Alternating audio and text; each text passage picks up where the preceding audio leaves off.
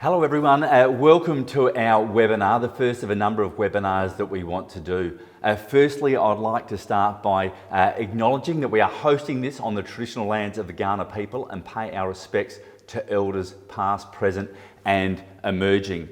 Look, we do understand this is a difficult time for everyone out there, right across the board from a health perspective, and can I start by saying that I really want to make sure that everyone is doing all they can to look after their personal health and staying fit and well. The guidelines from SA Health have been very pronounced and I think very clear, and again I trust that you are all following those and looking after yourself. This is a really important time and a difficult time, and we must be looking after ourselves, our families, and as the sport and recreation community, looking after one another. As I said, going forward, we want to do a number of these webinars to keep you informed with what's happening out there and to go on this journey together to make sure, as I said, that we are helping one another throughout the coronavirus or the COVID-19 ordeal. On behalf of the Premier, again, I'd like to acknowledge that he is very aware of the difficult time everyone's going through and wants to let you know that we are here to be working with you. And I know just late last year, we of course went around and did quite a number of community consultations right around the state. And one thing that we learned from that was sport and recreation is so incredibly important to our whole state and our whole community. The feedback we got from that has been invaluable. We're using that with a number of projects, which I'll talk more about a little bit later on. But it's very clear how important sport and recreation is to South Australians. Again, the point I just want to overemphasise, and that is that we have to get through this together. These are uncharted waters. We're going through things that we've never experienced before, and doing it in lockstep, helping one another, is going to be a key. We've had a number of questions come through. Quite a few questions came through late. A lot of the questions did complement one another. So a number of questions came from a number of different bodies. So I'll incorporate those all together and I'll have a look at and do all those questions afterwards. We're working through the technology. We have got a couple of people that are going to do some live questions, but into the future as we do these webinars, we do want to make sure people can interact a little bit more. But thank you for being involved. Thank you for sending through your questions, and we will do those a little bit later. Look, the Office of Rec and Sport have informed me, and I've spoken to a lot of people out there in the community, that organisations and different sporting groups are aware and conscious that there could be an issue going forward as far as their finances are concerned, and we want to work with all of you around that. So a number of things have been put in place. But again, I stress the point that it's really important that you do look after yourself. We want to talk about financial well-being, but mental health well-being as well is really important, and make sure that you are looking after your staff. Going forward, some of the things I do want to raise with you, and I know a lot of organisations that are not participating now and not taking part in active competitions will look to be going into a hibernation type mode, and we want to make sure that we can support you through that and make sure that sport comes out the other end ready to rebound. So really right now what we're looking at is a response mechanism to the COVID-19 coronavirus situation that we're all facing, and we want to make sure we can work everyone through that response phase. Then after that, we want to be ready to rebound. That's something we're really focused on, and we'll be looking at that in two tranches. But right now, it's about the response and getting ourselves set up. So from a state government's point of view, you'd be aware that we put out a $350 million stimulus package right away to deal with this COVID-19 and coronavirus situation. That was about bringing infrastructure projects forward, and that was about keeping things moving, keeping people working and keeping people engaged right across our state. As part of that government $350 million package, we brought forward the football, cricket, netball, grassroots program there to make sure we were still investing in projects and programs, and that is rolling forward. So that was $5 million brought forward into this financial year for the industry. That was phase one as the COVID-19 coronavirus situation started to impact on our state. Phase two has been ramped up significantly more. As you'd be aware, another $650 million in stimulus has been put into the economy to make sure that we can get through this situation.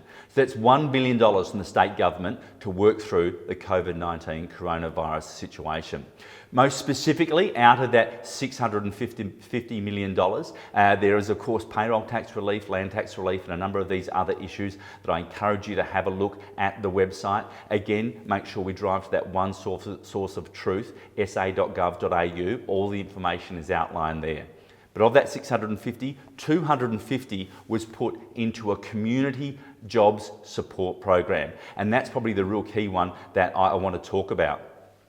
This has served us very, very well as a sport and recreation industry. What we did do prior to this, this pool of money, this funding stream coming online, we did send out a survey to everyone, getting the lay of the land of where they're at. And I want to thank the Office of Rec and Sport for acting swiftly on this, and thank all of you for engaging with us on that, because that puts us really ahead of the game. It puts us in a situation where we can sit down with Treasury, work through where everyone's at and work out what we need to do, and we can go into bat for that support funding for everyone right across the board.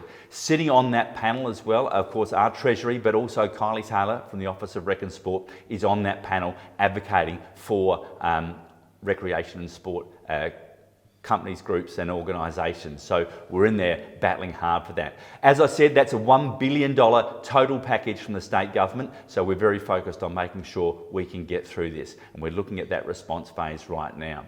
The other thing that's come to light, and I really encourage everyone to engage with, no doubt you've had a look at this, but if you need more help and more access to delve deeper, that is the federal government's support. And this has been absolutely extraordinary, but most recently the $130 billion program that they put forward, most specifically for the JobKeeper program. This is one that we really want everyone in our sector to be engaging with.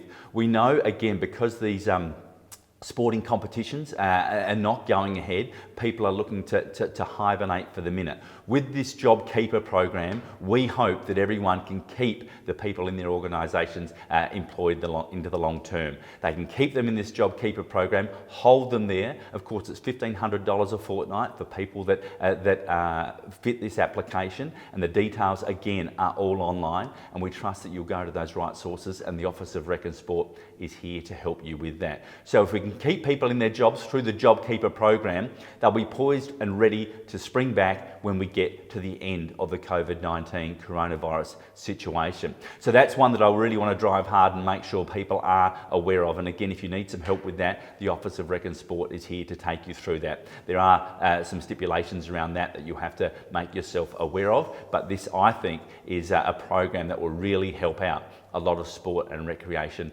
organisations. On a grander scale, of course, we know that Tokyo has been suspended for 12 months, so the Olympics have been delayed. The federal government has made that announcement, and they're working with athletes there. From a SASI point of view, people are doing home programs now, and we want to keep engaging people on that front. From a community sport, I know many of you have closed down your sports and put them, as I said, into hibernation. So again, it's a chance to have a look at opportunities to be innovative, to find a different way of delivering your programs, your coaching programs, your training programs, your education and skill programs to your members, your people affiliated with your sports, so that we can keep people active in these really, really tough times. They're also changing times. Of course, all the advice that we are getting as far as anything that's happening, as far as a direction from the state controller, which is the police commissioner, about what sports and activities are being slowed down, is coming from health. All the advice is coming from them. They are the experts, and that's who we're listening to. So we'll continue to do that and make sure that we're best placed going forward. So while those competitions have been closed, we really want to drive the point though, and health have made this really clear, that being active and active recreation is really important for not only our physical well-being during this time, but also our mental well-being. So I stress again for people to be looking for opportunities that fit in with the criteria that's outlined by health as they stand, and of course that is changing on a regular basis, but follow that advice and look for ways that we can keep people active. Again, we might talk about this a little bit later as far as innovation is concerned, as far as drills and training sessions and things we can do at home. But I ask you as your sporting bodies to think of ways that you can get people active and keep them progressing through this time, given that we don't know how long this is going to be the new normal for. What I will say on the innovation front too, I was really impressed to see some people have already started to work in this space. I know a lot of working on Strava data and creating little competitions amongst their participants, their members, and different teams and clubs. I think that's an absolutely outstanding idea. Sailing had a bit of a virtual get-together the other day, and there are great opportunities through that using formats like Zoom and the like, and any opportunities you can to keep people engaged for social health, for mental health, and if we can find ways to keep people physically active, that is fantastic too. And the other one that I saw, I want to commend Basketball SA, I saw an app they had going there, I think it was called the Home Court app, a great little thing that you can do in your backyard, and people of all ages can have some fun with that, and again, keep active and keep physically aware.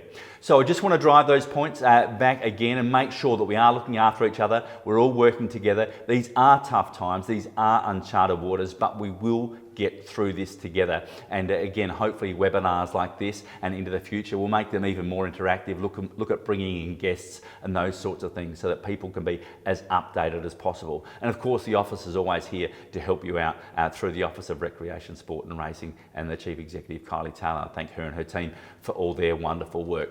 So that's a bit of an overview. That's where we are at. Again, as we go forward, things are changing regularly. We ask people to stay updated and in touch. And if you do that through the website, sa.gov.au, that's where you'll get all the information you need. And we're updating that as regularly as possible. Likewise through SA Health and the federal health websites, but it's really important that you stick to those one sources of truth. The government sources are the perfect place to go. There's a lot of conversation on the Twitter sphere, a lot of things being bandied about. Again, I stress that you go through that main source, which is the sa.gov.au website. So with that just about covers my introduction. I'll turn to the questions now, and again, thank everyone for all their input with the questions, and I'll run through them. As I suggested, a number of them came from several different sources, so we'll work through them now.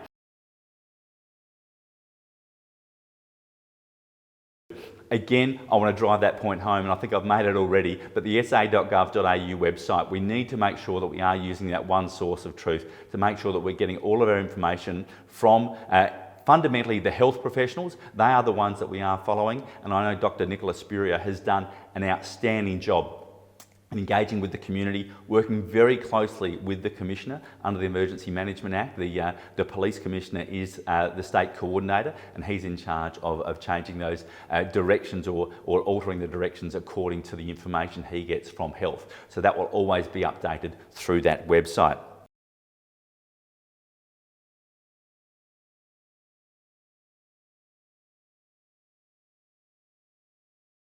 Well, Scott, as a national body, again, I'd recommend that you go to Sport Australia.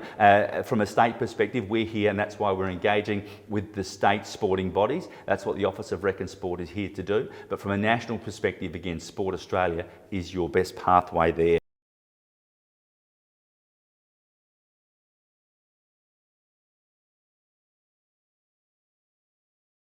So that's the JobKeeper program that I've already talked about. Again, the specific details are all outlined on the website, and the office is here to give you a hand, as I'm sure your accountants are, or affiliated bodies that you work with can work through that with you. But fundamentally, that is backdated to the 1st of March. So providing you meet all the prerequisites, if you have laid someone off after the 1st of March, and they've been with you for 12 months and they meet the other requirements, they can actually go on to the JobKeeper program.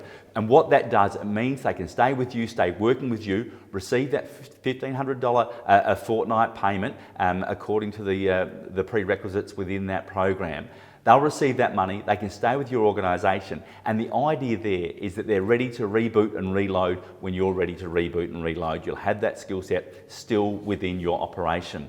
What you do with them and how you work with them along the way is entirely up to you, and we think there are some great opportunities, and we'll talk more about that into the future. But that's the program I really recommend that you get involved with, the JobKeeper program there, to continue those staff and bring them back on board.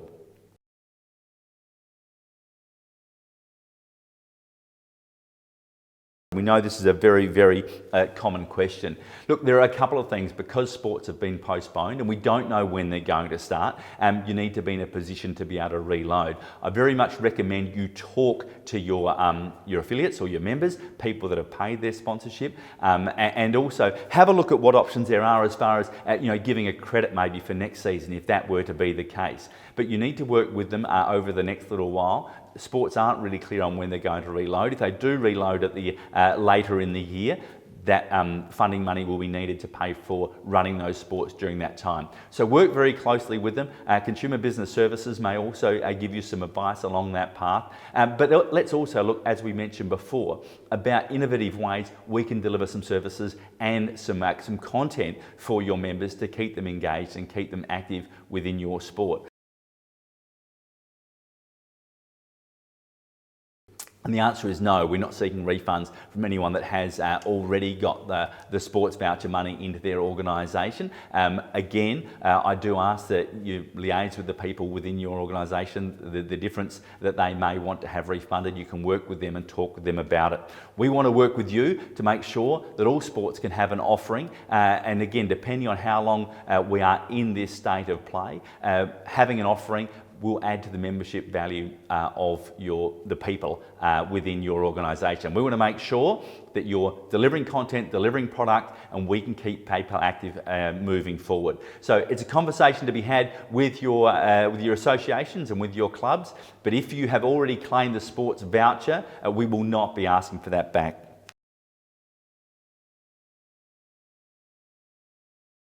Great question, thank you very much for that. And as I've pointed out, whilst we are asking people to stay home, and especially over the Easter period and the school holiday period, we're asking people to stay at home as much as possible, operate from their local communities. Now, with horse riding, that's a little bit different. So we'd ask you don't maybe travel miles and miles, but if you can go to the nearest facility to go for a horse ride, again, it's another active recreation that will keep you healthy, keep you fit, keep your mind ticking over as well. So it has so many benefits. So fundamentally, we're saying, don't travel right across the state potentially to go for a horse ride. If you do need to go into your local communities where you would regularly go, we would encourage that to keep physically active and keep nice and healthy. So the rules and regulations stand as they always have as far as where you can go and what you can do as far as horse riding is concerned. But again, we talk about social distancing, and it's probably a term you're almost sick of hearing right across the board. But with horse riding, it's a perfect exercise. You don't get that close to people. So it really does fit within the wheelhouse. So thank you very much for that question. That was fantastic.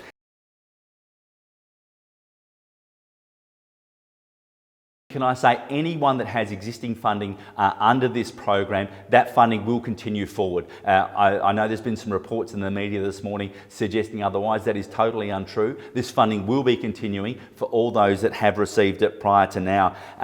So that funding is continuing, that funding is there, and we will keep working with you to make sure that we can use that funding to get the best outcomes and keep sport ticking along. So that will start from July the 1st.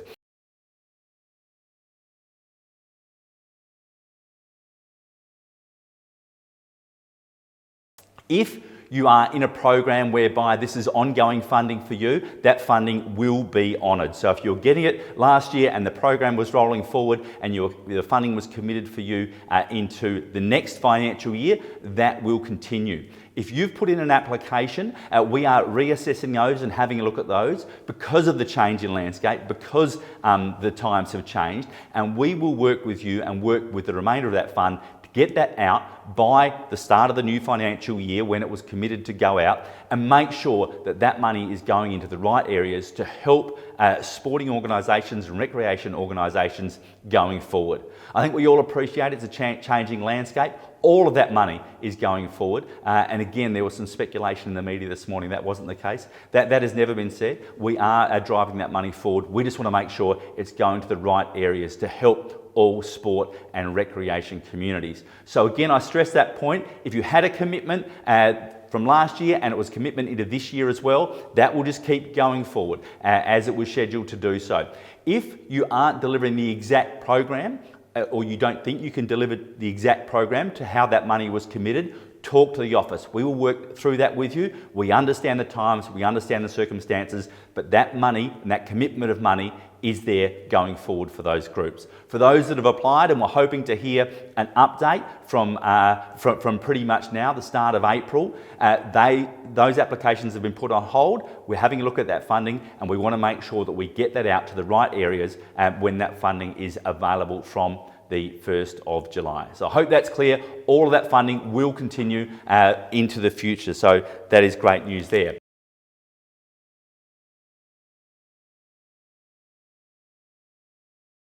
to reiterate the point I just made, and I hope I was clear, we will work with all the sports. We understand that that money was there for certain projects and programs. If they can't be delivered, contact the Office of Recreation Sport, liaise with your industry advisor there. They will work with you and we'll make sure that we can utilise that money for the best possible outcome for sports. We very much understand the landscape's changed. Everyone does, and just for that assurity, that money will keep flowing through. If you had it last year and it was meant to flow through to this year, it will. If you need to change the way that you use it, work with the Office of Rec and Sport. We want to work with you to make sure that we can get everyone through this and out the other side.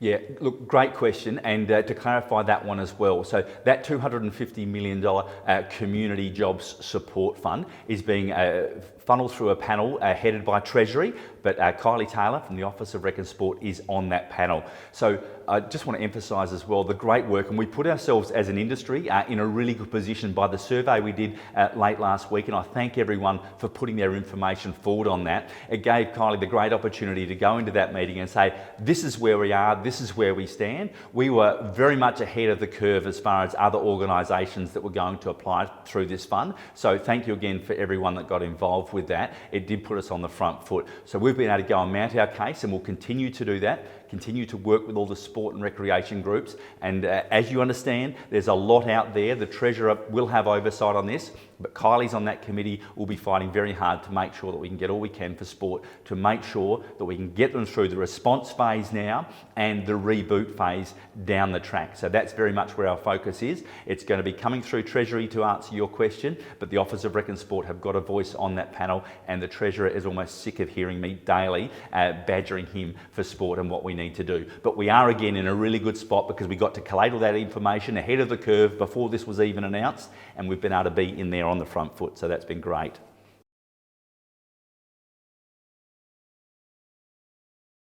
Well, we are continuing on with that work. The infrastructure plan is almost complete. Again, the landscape has changed, and maybe the way we're going to launch that and announce that will be slightly different, but the work that's been done has been outstanding. We're really well placed with that, and again, it puts us in a good position as we go to negotiate for different spending streams, funding streams. We have got projects there that we are ready to put forward. So you'll hear more about the infrastructure plan in the weeks and months ahead. As far as Game On is concerned, again, this is a great body of work that's been done, and we hope to make announcements on this very, very soon. But we're working very closely with the health and wellbeing. And you'd understand the idea here of bringing everyone together to get good outcomes right across our community is exactly the wheelhouse of where we want to be delivering for the government and where we want to be delivering going forward. I think it's a big part as we springboard forward as to what we're going to need to be doing for our communities, and getting people active and back into sport is going to be a key part of it, and recreation. Getting people back out into the community when we come out the other side is a real key. So the body of work we've done, I think, will be really beneficial, and again, we'll have more to say on that in the coming weeks, and we'll talk about that more in these webinars, I hope. The last one is the grants review. Again, that probably has been turned on its head. I've talked a bit about grant funding and grant streaming at the moment. We are continuing, as I said, with the grants that we have. So anyone that has the commitment there, that will continue. And we are looking at the slight bit of money that is sitting there for commitments that we were going to make, that we're actually going to reprofile now. So people will be engaged on that as we get towards the June 30 or July 1 deadline. But if you're in a fund and you were getting money last year and you're getting it again, I stress the point, that will continue. And we have that little bit of funding that we are going to reprofile very, very shortly to make sure when it's due to go out into the community from July 1, it's ready to go. So the grants we will be looking at, we are going through these uncertain times. We just want to make sure people can get through this process, get through what is before us now, and then we'll work on that into the future. And can I stress the point too, that, that we will be working very closely with everyone in that process.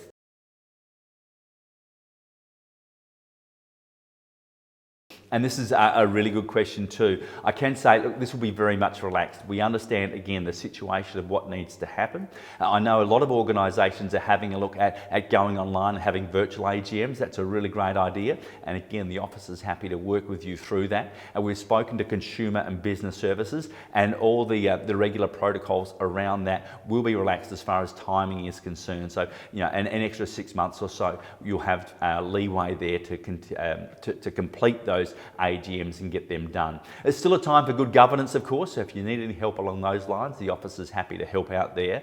But as far as the strict timelines for delivering AGMs, there will be plenty of leeway there to allow you to get through it. So again, I stress, work with the office and talk to them. If you need some help there, they will help you through that. So there is that bit of a buffer zone. But again, we do want good governance, of course, right across the board.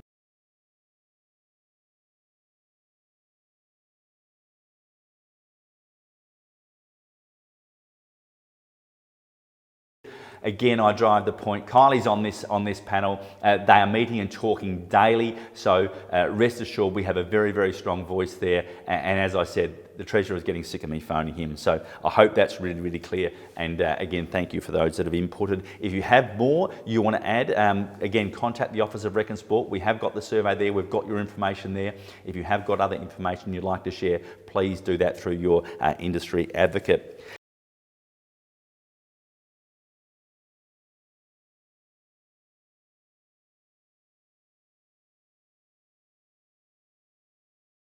Yeah, thanks, John. Well, and thank you for the offer too. It's really greatly appreciated. I think what we need to be doing right now is actually helping each other through this time. It is a really tough time, and as an organisation, as a sport and recreation community, we need to be looking after one another. But as we do go forward, I think there will be an influx, and I think we need to be as best prepared as possible. We'll keep working with you, and I hope all the sporting bodies as well work with you to think about what we can do into the future to make sure that everyone is included in sport. As we always want, we want people involved in sport and recreation, and we want to make it an opportunity for everyone. But right now, I think it's dealing with the response and making sure we work with all the organisations to get them through this initial phase, and that we're ready and perfectly placed to rebound out the back end. And I'm sure sporting groups will be talking to you about that.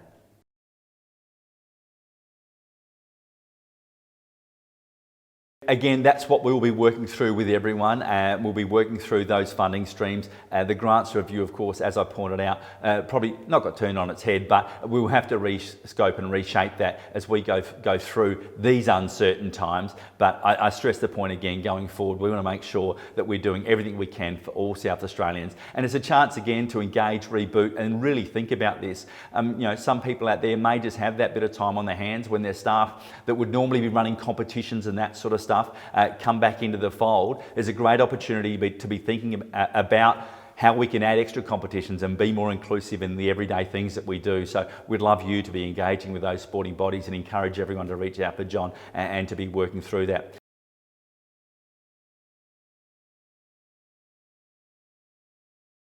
We love ideas. Ideas are absolutely fantastic. The more people have got them, please submit them through the Office of Rec and Sport. I think there's an opportunity through these webinars to bounce around a few more ideas into the future, and that's what I would love to do. I think the chance and the opportunity to be innovative, to use the technologies that we have out there already. We're starting to see some videos emerge online, and I think where your sport, your sporting body, your sporting organisations can work together and come up with some innovative things, I think we really could be at the forefront, and it's a chance to think a little bit differently. So if you have ideas, please submit them to the Office of Recreation, Sport and Racing, and I hope to talk and share more of your ideas into the future. Who knows, we might be able to unearth something new, something different that will last the test of time and push into many years to come. So we'd love to explore that with you.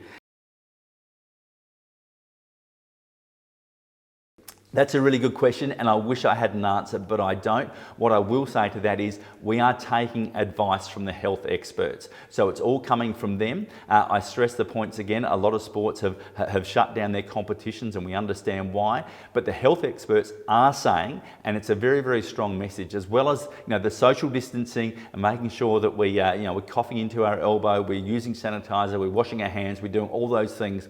We can't drive them enough into our community. And again, when we're doing our videos and we're putting things online, driving those messages from health is really, really important. But one of the other key messages that I've stressed here, I think, is from health, is that we do stay physically active for our mental well-being and our physical well-being. So different ways you can come up with different ideas, and again, I've got a lot of young kids in my street, and trying to establish an Auskick clinic in the middle of the road with everyone staying in their front yard is tricky, but it can be done, and we'd love to see and share those ideas and have people looking at innovative ways we can do it. So as to when competitions will restart, I can't give an answer.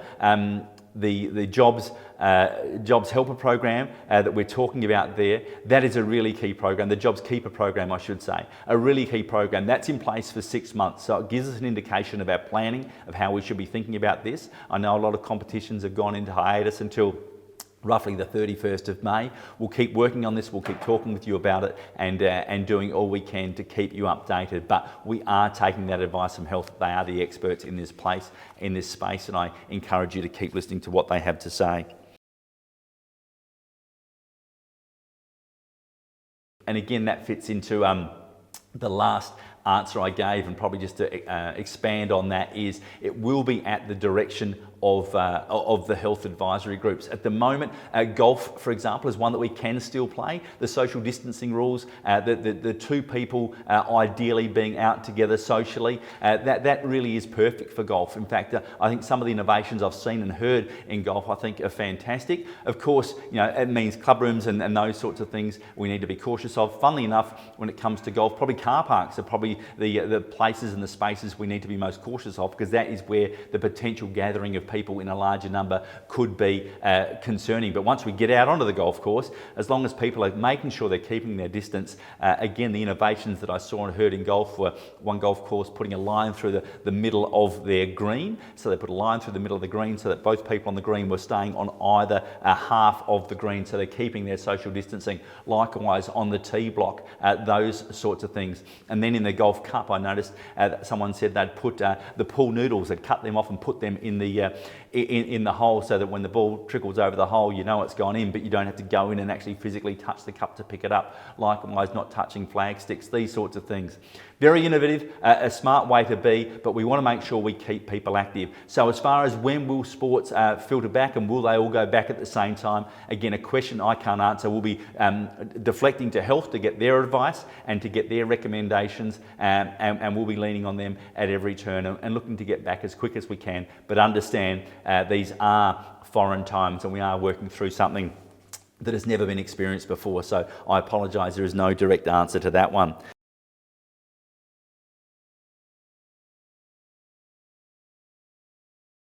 That is a key focus from where we sit as a government, and it's why we've outlined, and I've outlined all the programs I have as to how we can support. No one has directly come to the Office of Rec and Sport for that at the minute, but I'm working with Kylie and we're making sure that we have that support available and we can help you through that. So contact the Office of Rec and Sport if you have any issues there, and we'll work through that with you. We have the industry advisors, of course, that can help do that. So we're here for that. And again, the programs that I have outlined, the Job Keeper program, again, I can't stress that one enough, is one that we hope everyone can engage with. Have a look at the rules and regulations around that. If they work for you, it means you'll be able to keep your staff on board. And again, just to stress that point, simplistically, the Job Keeper program works like, it makes the actual employer a bit like the unemployment office. So instead of sending someone off to be unemployed and to go and get a job seeker fund, you can keep them in the organisation. You actually pay them then as the organisation. The $1,500 a fortnight is more than the job seeker program, and you can keep them there, tied to your business, working with you on that as you wait to rebound out the back end. Otherwise, they're off into the job seeker program, looking for work and potentially going off, if they can find a job, into another field. So that Job Keeper program, I can't emphasise that one enough.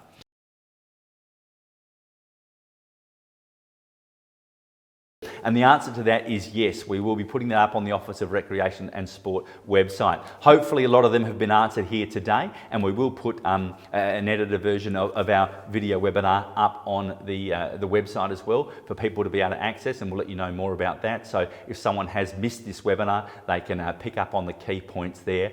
But I stress the point again, we want to keep doing this regularly, keep doing more of these webinars. So if you've got questions, send them in to the Office of Rec and Sport. We'll endeavour to get answers for you. If there's any today that we haven't answered specifically, and I hope and trust we have, because we've collated them all and gone through them all. But if there are others that haven't been answered, please contact the Office of Rec and Sport. We will answer them. We'll include them in the next webinar. If there's more information that you'd like us to stretch out, you'd like me to give to you, please feel free to send that through. So the short answer is yes, there will be a frequently asked questions page on the Office of Rec and Sport website, but we want to keep this interaction going. So it does take me back to my starting points that we are in uncharted waters. We are going through something that no one has ever seen or experienced before. It has a profound impact on sport and recreation, but this time more than ever, we need to come together as a group, help each other, support each other. If you learn something you think one of your colleagues might be able to benefit from, let's share it, let's collaborate, let's really hold each other's hands, but in this context, let's do it 1.5 meters apart. But let's work together through this process so that we do come out the other side as a stronger sport and recreation industry. I truly believe we can do that. The government has put significant money forward to make sure we can help everyone in this time. $1 billion from the state government. The latest package is $130 billion from the federal government around that JobKeeper program. So that's what we want to do, is we want to take everyone on the journey. We want to come out the other end, making sure that we are stronger, better and well positioned. And I think we can do that.